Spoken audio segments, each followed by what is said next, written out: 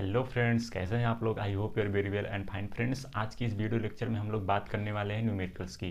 जैसा कि हम लोगों ने लेक्चर 1 और लेक्चर 2 में अपने थ्योरी पार्ट कंप्लीट किए थे force and law of motion के, तो आज हम इस वीडियो लेक्चर में देखेंगे force and law of motion के क्वेश्चन के बारे में। जब the following has more inertia, तो इसमें से बताना है, कुछ ऑप्शन दिए हैं, इसमें से बताना है आपको किस में ज़्यादा इनर्शिया होगा। ठीक है, तो अ rubber ball and a stone of the same size.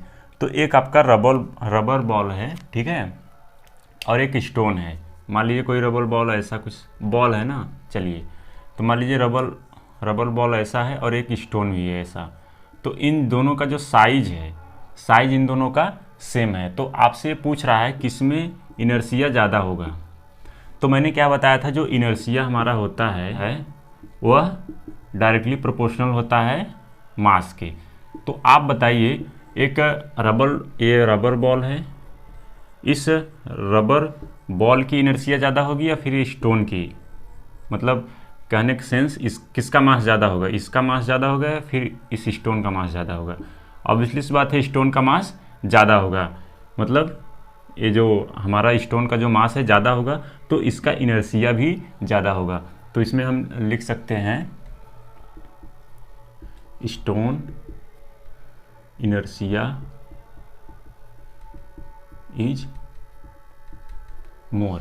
ठीक है, अब बाइसिकल एंड ट्रेन, तो इसमें बताना है किसकी इनर्शिया ज़्यादा होगी, एक बाइसिकल का या ट्रेन का। तो इसमें जैसे इनर्शिया हमारा मास पे डिपेंडेंट है, तो ट्रेन का मास ज़्यादा होगा, बाइसिकल का मास कम होगा। तो इसमें ऑब्वियसली ट्रेन का जो इनर्शिया ज़्यादा होगा, ठीक है, ट्रेन का इनर्शिया ज़्यादा होगा। अब 5 rupees coin and a 1 rupees coin, तो एक 5 रुपये का कॉइन है आपके पास, ठीक है, और एक 1 रुपये का कॉइन है। तो इसमें किसकी इनर्शिया ज़्यादा होगी? तो जिसका मास ज़्यादा होगा उसकी इनर्शिया ज़्यादा होगी। तो 5 रुपये कॉइन का मास ज़्यादा होगा, तो इसकी इनर्शिया ज़्यादा होगी। 5 rupees coin more inertia then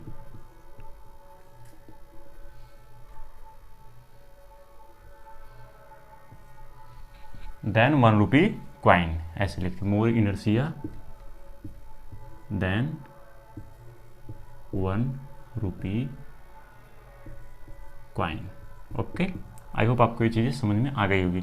अब हम लोग बढ़ते हैं अपने नेक्स्ट से। हम लोग का क्वेश्चन नंबर 2 है, in the following example try to identify the number of times the velocity of the ball changes. तो इसमें एक बॉल है, तो उसका वेलोसिटी कितने टाइम्स चेंज हो रहे हैं, इस क्वेश्चन में बेसिकली आपसे यही पूछा है। तो क्वेश्चन क्या है, a football player kicks a football to another player of his team who kicks the football towards the goal. The goalkeeper of the opposite team collects the football and kicks it towards a player of his own team. Also identify the agent supplying the force in each case.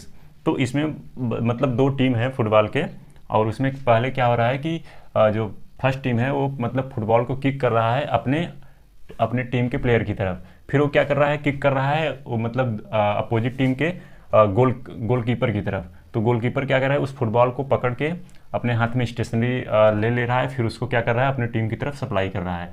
तो इसमें पूछा है कि कितने times उस football की velocity आपकी change होगी। तो मैंने यहाँ पे इसका आंसर लिखा है, तो first time, second time, third time, fourth time. तो फर्स्ट टाइम में क्या हुआ ना, football player kick the football to another player of his team, the agent supplying the force in the case of इस kick applied by the player. मतलब kick मतलब पैरों द्वारा उस पर फोर्स अप्लाई कर रहा है। फिर सेकेंड टाइम क्या रहा है, when another player of the same team kicks the football towards the goal, there the force is applied by the kick of another player. तो जो मतलब जब वो पहले टाइम मतलब जो फर्स्ट टीम का जो प्लेयर है, जब वो फुटबॉल को सप्लाई कर रहा है अपने टीम के प्लेयर के पास, तो क्या कर रहा है, वह गोल मतलब सेकेंड अपोजिट टीम के गोलकीपर की तरफ वह उस फुटबॉल को पैरों द्वारा उसको वहाँ पे फोर्स अप्लाइड कर रहा है।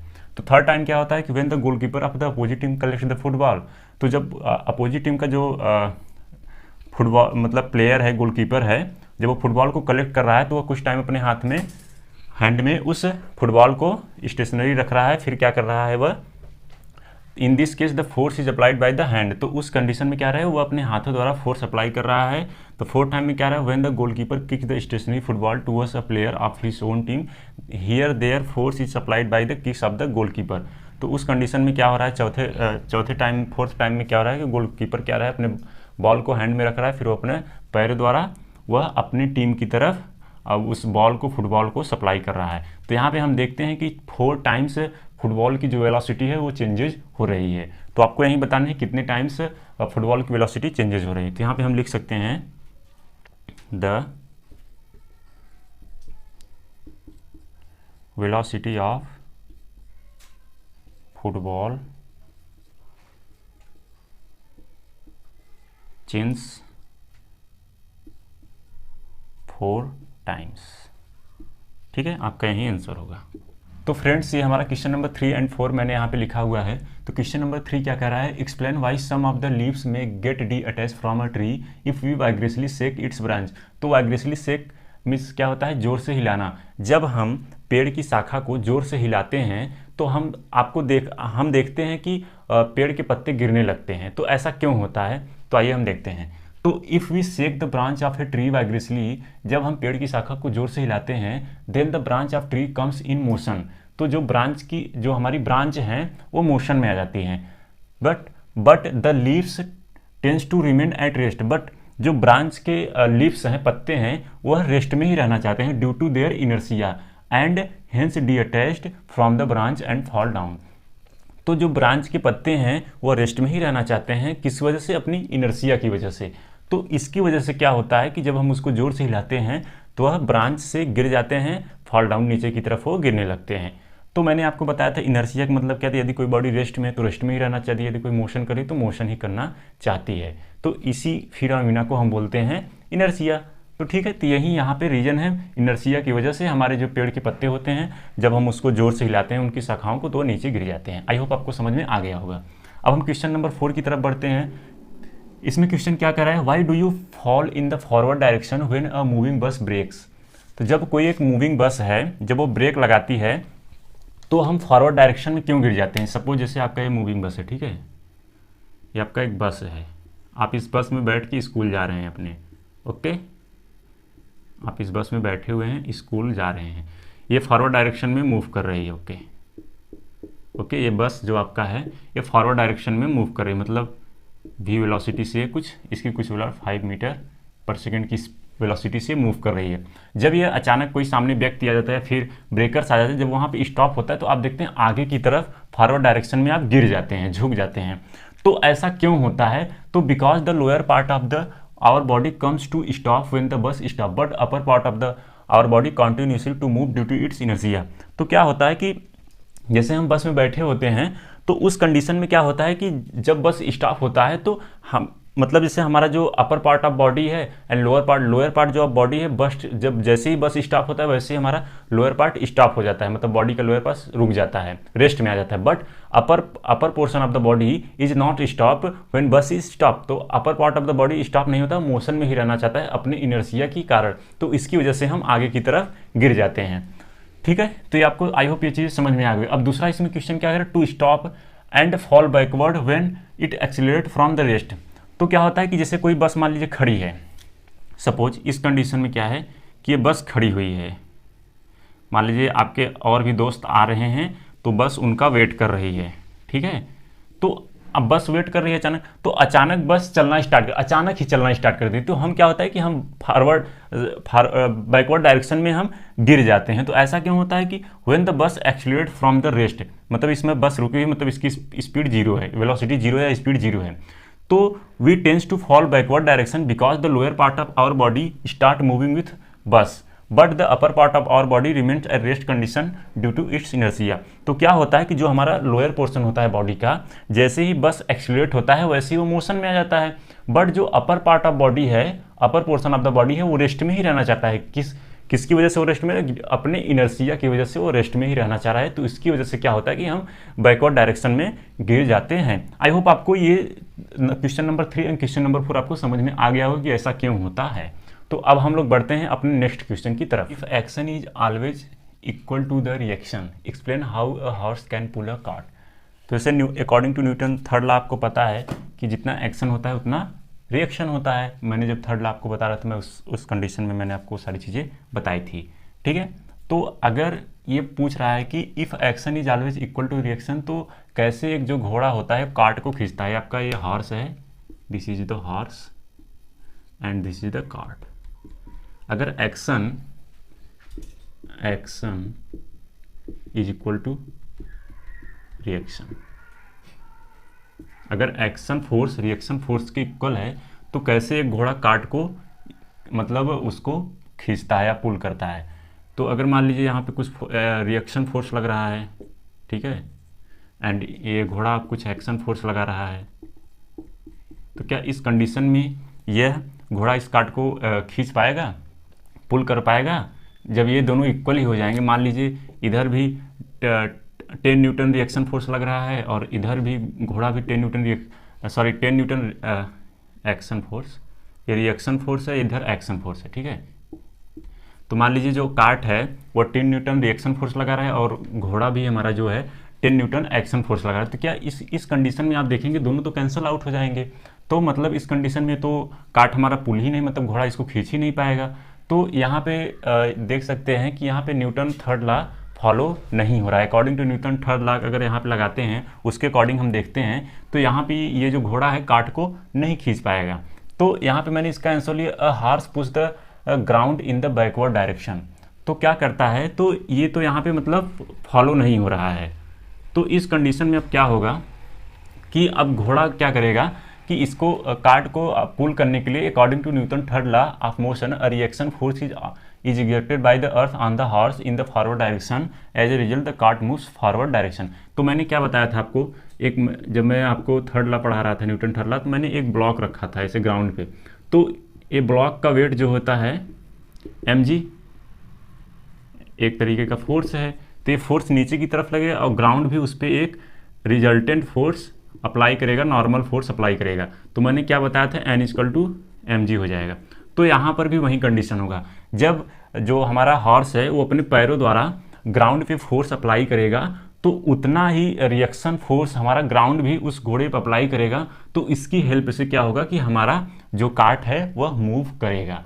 तो यहाँ पे इसके अकॉर्डिंग यहाँ पे न्यूटन थर्ड लॉ यहाँ पे अप्लाई होता है। जब हमारा हॉर्स यहाँ पे इस ग्राउंड पे फोर्स अप्लाई करेगा तो ग्राउंड भी उतना ही फोर्स उस घोड़े पे अप्लाई करेगा। तो उसकी वजह से क्या होगा कि हमारा कार्ट मूव करेगा। आई होप आपको ये क्वेश्चन समझ में आ गया होगा। मैंने यहाँ पे स्टेटमेंट इसका आंसर लिख दिया है, ठीक है। तो अब हम लोग बढ़ते हैं अपने नेक्स्ट क्वेश्चन की तरफ। From a rifle of mass 4 kg a bullet of mass 50 gram is fired with an initial velocity of 35 metre per second. Calculate the initial है यहाँ पे, initial required velocity of the rifle. तो required velocity क्या होता है कि जैसे जब गन से हमारा बुलेट निकलता है तो वह बुलेट की स्पीड ज़्यादा होती है, तो मतलब क्या होता है कि हमारा जो गन होता है वह पीछे की तरफ धक्का देता है। तो वह कितने वेलोसिटी से वो पीछे आएगा बंदूक, गन हमारा जो कितने वेलोसिटी से बैकवर्ड डायरेक्शन में वह धक्का देगा हमको, वहीं आपसे पूछ रहा है उसकी वेलोसिटी कितनी होगी। तो आइए हम इसका सलूशन देखते हैं, ठीक है। सलूशन इसका क्या होगा, तो देखिए यहाँ पे जो जो हमको गिवन डाटा है पहले हम उसको लिख लेते हैं। तो यहाँ पे राइफल का मास ऑफ राइफल का जो मास है वो कितना है, 4 kg है। तो kg है, ठीक है। एंड बुलेट का जो मास है, मास ऑफ बुलेट, इसको ग्राम में है, 50 ग्राम है, तो इसको हम kg में कन्वर्ट कर लेंगे। तो इसको kg में कन्वर्ट करेंगे तो कितना आएगा, 0.05 kg आ जाएगा। 1000 से डिवाइड कर देंगे तो इतना आ जाएगा, ठीक है। और फिर क्या पूछा है कि द इनिशियल वेलोसिटी ऑफ 35, किसका initial, fired with an initial velocity of 35। तो जो बुलेट की जो वेलोसिटी है, initial velocity, the initial velocity of bullet कितना है, इनिशियल वेलोसिटी कितना दिया है, 35 मीटर पर सेकेंड। तो आपसे क्या पूछ रहा है, initial required velocity of the rifle. तो हम सपोज कर लेते हैं, let suppose that the initial required velocity of rifle कितना, हम v इसको सपोज कर लेते हैं, ठीक है, कि initial required velocity of the rifle is v, ठीक है। तो हम यहाँ पे एक राइफल बना देते हैं आपका, ठीक है, गन बेसिकली इसको बोलते हैं, ऐसा होता है कुछ ना, कुछ ही ऐसा होता है, ठीक है, ऐसा। और ये हमारा बुलेट है, चलिए, दिस देयर बुलेट,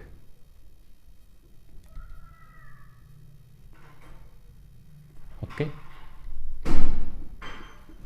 आपका बुलेट है।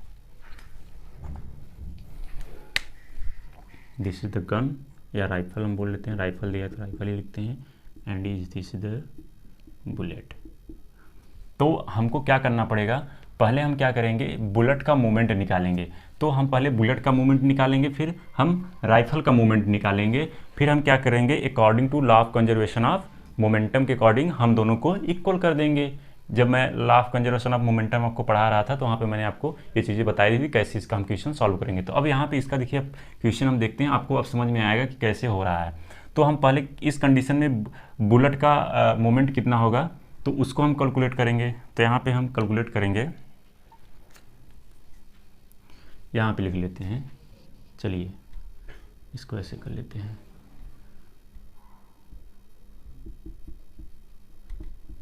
मोमेंट ऑफ बुलेट, बुलेट का मोमेंट कितना होगा, P इक्वल टू कितना होता है, mv होता है, मास इंटू वेलोसिटी। तो बुलेट का मास कितना है आपका 0.05 kg, एंड बुलेट की वेलोसिटी, इनिशियल वेलोसिटी कितना दिया है 35, तो 35। तो इसको हम कैलकुलेट कर देंगे तो कितना आएगा हमारा, यह 1.75 kg मीटर पर सेकेंड, ठीक है। अब हम कैलकुलेट कर लेंगे मतलब मोमेंट ऑफ राइफल। तो हम राइफल का मोमेंट कैलकुलेट कर लेंगे, मोमेंट ऑफ राइफल। तो राइफल का मोमेंट कितना होगा, P इक्वल टू mv। तो राइफल का जो मास कितना दिया है 4 kg दिया है, 4, एंड इसकी हम राइफल की जो इनिशियल रिक्वायर्ड वेलोसिटी हमने v माना है, तो मैं यहाँ पे v लिख दूंगा, तो कितना आ जाएगा 4v, ठीक है। अब हम यहाँ पे क्या अप्लाई करेंगे, law of conservation of momentum. तो according to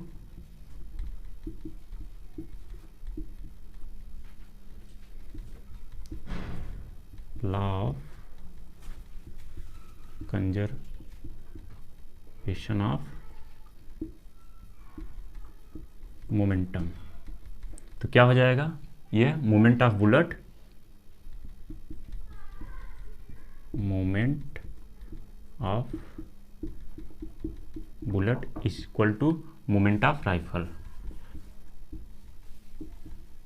moment of rifle. तो मोमेंट बुलेट का मोमेंट कितना है 1.75, और मोमेंट ऑफ राइफल कितना है 4v। तो v इक्वल टू कितना आ जाएगा 1.75/4। तो इसको कैलकुलेट करने कितना आ जाएगा उसका, इसको कैलकुलेट करेंगे तो 0.435 आ जाएगा, 0.435 मीटर पर सेकेंड। तो द रिक्वायर्ड, तो हम यहाँ पे लिख सकते हैं the initial required velocity of rifle is कितना है 0.435 मीटर पर सेकेंड। आई होप आपको ये क्वेश्चन समझ में आ गया होगा। अब हम लोग बढ़ते हैं अपने नेक्स्ट क्वेश्चन 7। बेसिकली हमारा जो बेस है law of conservation of momentum पे है, तो हमारा कॉन्सेप्ट और भी क्लियर हो जाएगा। जस्ट मैंने पिछले क्वेश्चन में law of conservation of momentum पे हम लोग क्वेश्चन एक देखा था, तो अब इसको अगर आप सॉल्व कर लेते हैं तो आपका कॉन्सेप्ट और ही क्लियर हो जाएगा। तो यहाँ पे क्वेश्चन क्या कर रहा है, 2 object of mass 100 gram and 200 gram are moving along the same line. 2 object हैं जिनके मासेस दिए हैं आपको 100 एंड 200 ग्राम और वो एक सेम लाइन में मूव कर रहे हैं, ठीक है। तो and the direction with the velocity of 2 metre per second and 1 metre per second. जो हमारे जो 2 ऑब्जेक्ट हैं उनके जो मासेज हैं वह अलग अलग हैं और उनकी जो वेलोसिटी भी है उनको आपको गिवन है यहाँ पे 2 metre per second and 1 metre per second आपको दी गई हैं।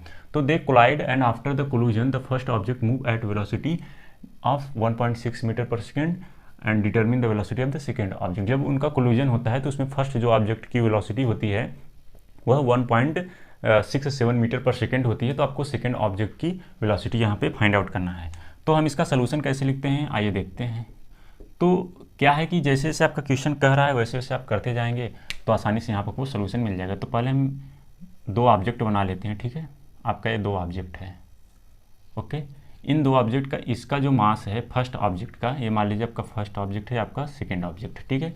इसका जो मास है कितना दिया है 100 ग्राम। तो 100 ग्राम दिया है तो इसको हम केजी में कन्वर्ट करेंगे तो 0.1 केजी आ जाएगा, ओके। यहाँ पे अगर ग्राम को किलोग्राम में कन्वर्ट करना है तो 1000 से डिवाइड कर देंगे तो 2 जीरो कैंसिल आउट हो जाएंगे। आपका अगर इसको ऊपर लेके जाएंगे तो 0.1 हो जाएगा, मतलब इसमें अगर 1 में 10 से हम डिवाइड करेंगे तो 0.1 आएगा। और इसकी जो वेलोसिटी है फर्स्ट ऑब्जेक्ट की 2 मीटर पर सेकेंड आपको गिवन है। फिर सेकेंड ऑब्जेक्ट की जो मास है कितना है 200 ग्राम, इसको भी हम किलोग्राम में कन्वर्ट कर लेंगे तो 0.2 केजी आ जाएगा। और जो उसकी वेलोसिटी है कितना दी है 1 मीटर पर सेकेंड, ठीक है। फिर क्या कर रहा है जब इनका कोलूजन होता है, इन 2 ऑब्जेक्ट का जब कोलूजन हो जाता है, थोड़ा बड़ा बनाते हैं, ठीक है, ताकि आपको दिखे अच्छे से, ठीक है, नहीं तो दिखेगा नहीं तो फिर कैसे आप सॉल्व करेंगे।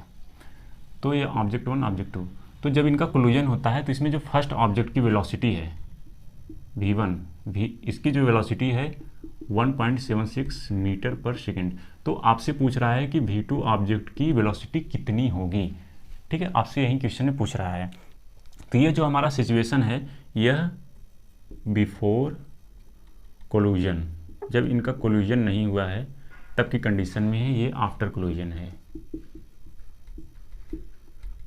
ठीक है।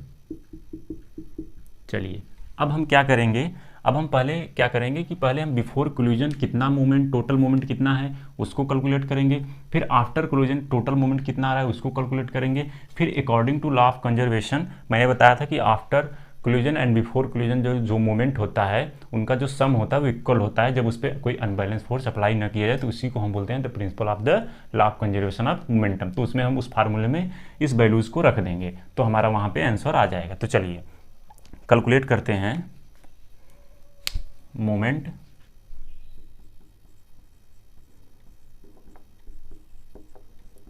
बिफोर कोलूजन। जब कोलूजन नहीं होता है इनका तब उनका मोमेंट कितना है। तो फर्स्ट ऑब्जेक्ट का मोमेंट कितना हो जाएगा, द मोमेंट ऑफ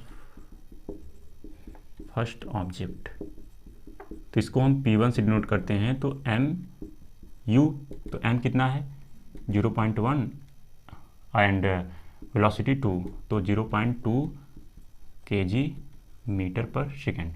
फिर ऐसे ही moment of second object, the moment of second object. तो सेकेंड ऑब्जेक्ट का मोमेंट कितना हो जाएगा P2 से कितना हो जाएगा mu, तो इसका मास कितना है 0.2 एंड वेलोसिटी कितनी है 1, तो 0.2 kg मीटर पर सेकेंड। यहाँ पे हम देख लेते हैं ये दिख रहा है कि नहीं, आपको दिख रहा है यहाँ तक। तो अब हम क्या करेंगे, ये मैंने बिफोर कोलूजन हमने यहाँ पे मोमेंट निकाल लिया, तो हम क्या करेंगे अब टोटल मोमेंट यहाँ पे कैलकुलेट करेंगे। तो हम यहाँ पे लिखेंगे, आप यहाँ से जस्ट इसके यहाँ पे लिखिएगा द टोटल मोमेंट बिफोर कोलूजन। तो कितना हो जाएगा टोटल मोमेंट हमारा, फर्स्ट ऑब्जेक्ट का मोमेंट कितना है P1 प्लस P2 ऐड कर देंगे तो कितना हो जाएगा, ये 0.2 है प्लस ये 0.2 ये भी है, तो ये आ जाएगा 0.4 kg मीटर पर सेकेंड। आई होप आपको यहाँ तक समझ में आ गया होगा। बिफोर कोलूजन हमारा टोटल मोमेंट कितना आया 0.4 kg मीटर पर सेकेंड, ये आप याद रखिएगा, ये हमारा टोटल मोमेंट आ गया। अब हम ऐसे ही क्या करते हैं, ऐसे ही हम क्या करते हैं कि moment after collision, moment after collision. तो जब हमारा कोलिजन होता है तब उसमें टोटल मोमेंट कितना होता है उसको हम कैलकुलेट करते हैं। तो हम क्या करेंगे, द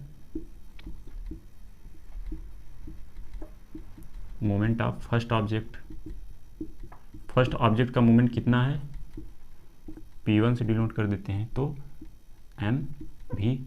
तो इसका मास कितना है फर्स्ट ऑब्जेक्ट का, 0.1 kg है, एंड वेलोसिटी कितना दिया है 1.76 मीटर पर सेकेंड। तो इसको अगर हम मल्टीप्लाई करेंगे तो 0.176 kg मीटर पर सेकेंड आ जाएगा। ये हमारा the moment of first object. अब फिर हम सेकेंड ऑब्जेक्ट का मोमेंट निकाल लेते हैं, द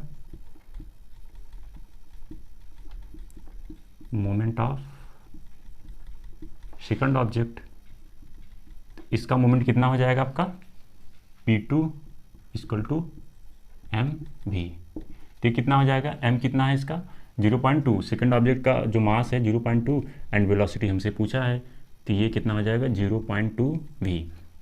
अब यहाँ पर जैसे हमने यहाँ पे बिफोर मोमेंट टोटल, मतलब बिफोर कोलिजन हमने टोटल मोमेंट निकाला, ऐसे ही अब आफ्टर कोलिजन टोटल मोमेंट हम यहाँ पे देख लेते हैं। तो कितना हो जाएगा, the total moment after collision. तो कितना हो जाएगा, वैसे ही हम क्या करेंगे इसमें ऐड कर देंगे, P1 प्लस P2 कर देंगे। तो P1 कितना है हमारा 0.176 प्लस ये कितना है 0.2v। ये हमारा आ गया the total moment after collision. I hope आपको यहाँ तक समझ में आ गया होगा। अब ये पार्ट आप इस लिख लीजिए, मैं इसको इरेज कर देता हूँ। तो अब हम according to the law of conservation of momentum के अकॉर्डिंग देखेंगे। फिर हम क्या करेंगे, बिफोर कोलिजन टोटल मोमेंट कितना है and after collision total moment कितना है, उन दोनों को हम इक्वल कर देंगे। तो वहाँ पे हमारा सेकेंड ऑब्जेक्ट की वेलोसिटी वहाँ पे निकल जाएगी। ठीक है, आप इसको नोट कर लीजिए। हम इसको इस पार्ट को इरेज कर देते हैं, ठीक है, ये वाला। चलिए,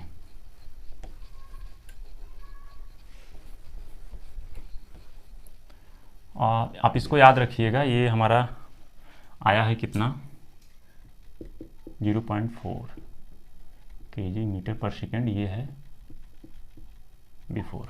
ठीक है, इसको आप याद रखिएगा। चलिए अब हम देखते हैं अकॉर्डिंग टू